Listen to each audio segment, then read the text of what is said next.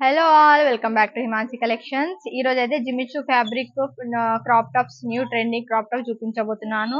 First వచ్చేసి మనది ఇదండి. టోటల్ లెహంగా వచ్చేసి ఇలా జరీ వర్క్ తోటి వచ్చేసి సీక్వెన్స్ వర్క్ తో వచ్చేస్తుందండి. టోటల్ వర్క్ ఇలా వచ్చేస్తుంది.